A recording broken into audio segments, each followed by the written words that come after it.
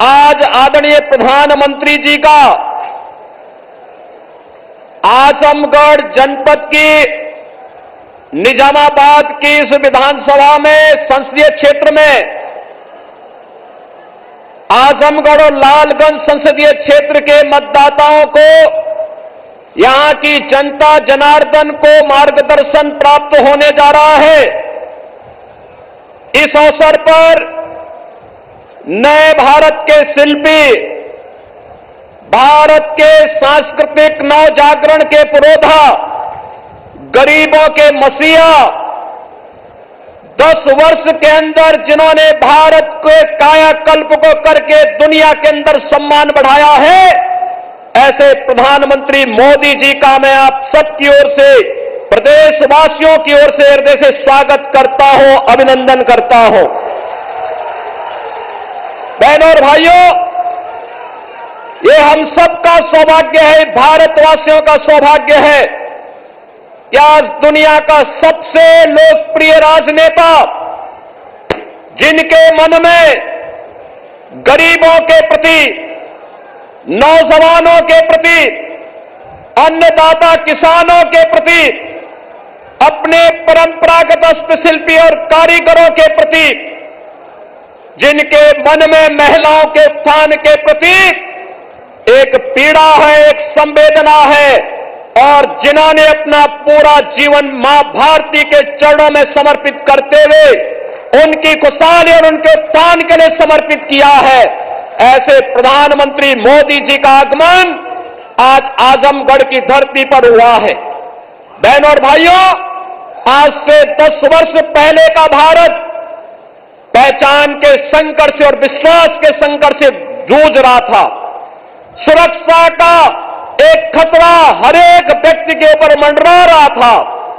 विकास कार्य कांग्रेस नेतृत्व सरकार के भ्रष्टाचार की भेड़ चढ़ चुकी थी और गरीब कल्याण के नाम पर गरीब भूख से मरता था, किसान आत्महत्या करता था, बेटी और व्यापारी सुरक्षित नहीं थी।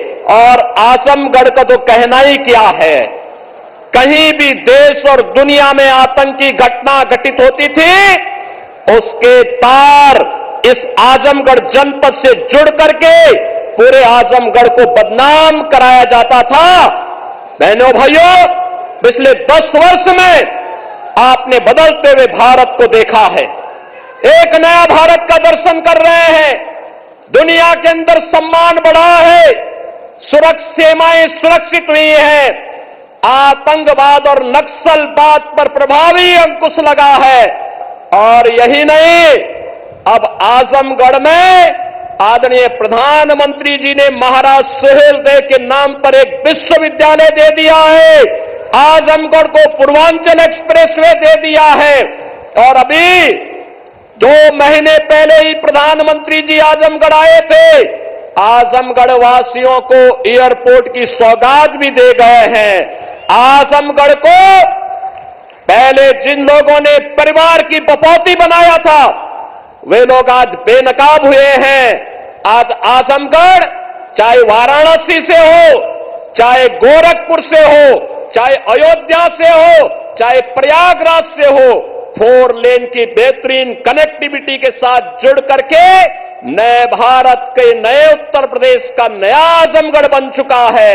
और इसलिए बहनों और भाइयों, अब आपको देश और दुनिया में जाने में संकट नहीं होता है।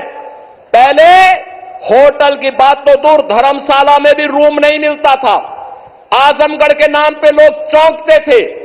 आज बहनों और भाइयों, सुरक्षा का बेहतर वातावरण, सम्मान नए आसमान को छू रहा है।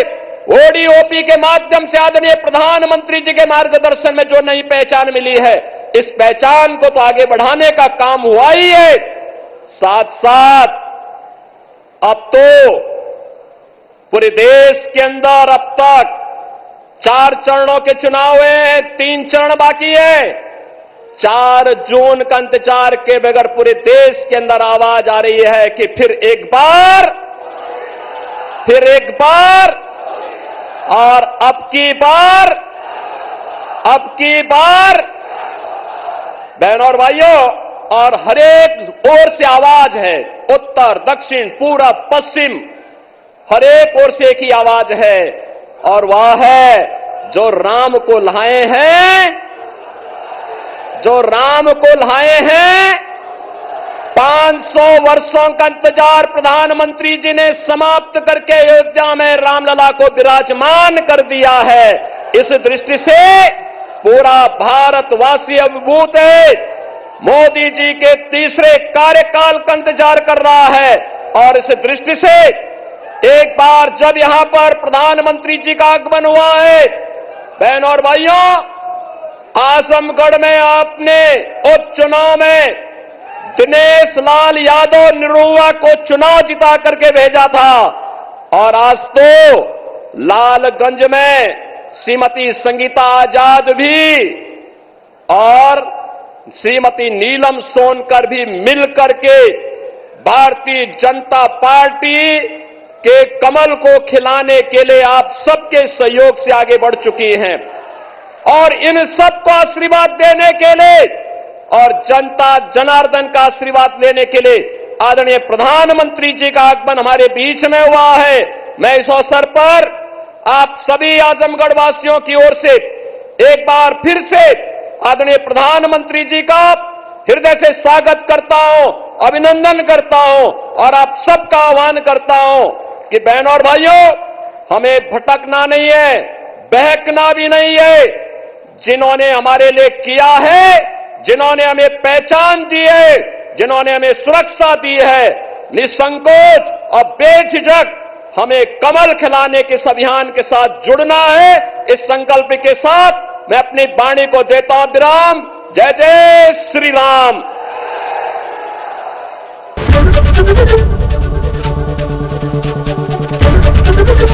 एबीपी गंगा, खबर आपकी, जुबान आपकी।